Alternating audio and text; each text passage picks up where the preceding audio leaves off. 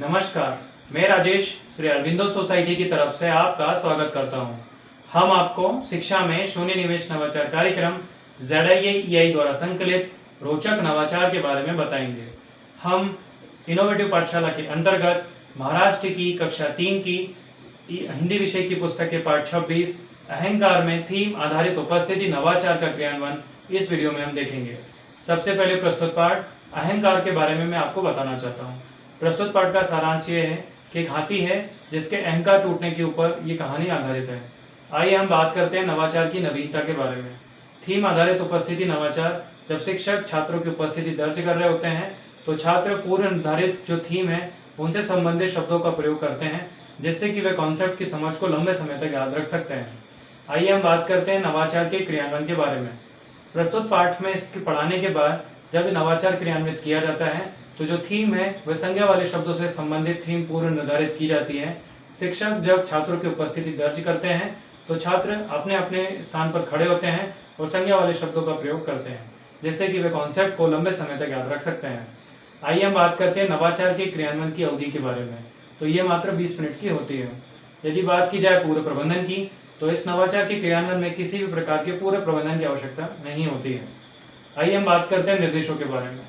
शिक्षकों के लिए निर्देश ये हैं कि जो थीम है वह पूर्व निर्धारित होना चाहिए, यानी कि जब पाठ पढ़ाया जा रहा है उसी दौरान संज्ञा वाले शब्द छात्रों को नोट करा दिए जाते हैं और उसी के बाद छात्रों को बताया जाता है कि अगले दिन जब आपकी उपस्थिति दर्ज की जाएगी तब प्रस्तुत पाठ में से जो शब्द आएंगे, जो संज्ञा वाले शब्द हैं, वही सबको बोलने हैं।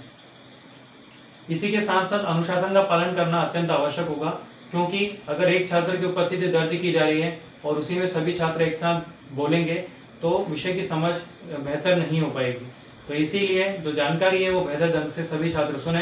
तो इसके लिए ये जरूरी है कि जिसका भी अनुक्रमांक कहा जाए केवल वही अपने स्थान पर खड़ा हो और संज्ञा वाले शब्द कहे। तो आइए हम जानते हैं, उदाहरण के तौर पर समझते हैं कि किस तरीके से उपस्थिति दर्ज की जाती है।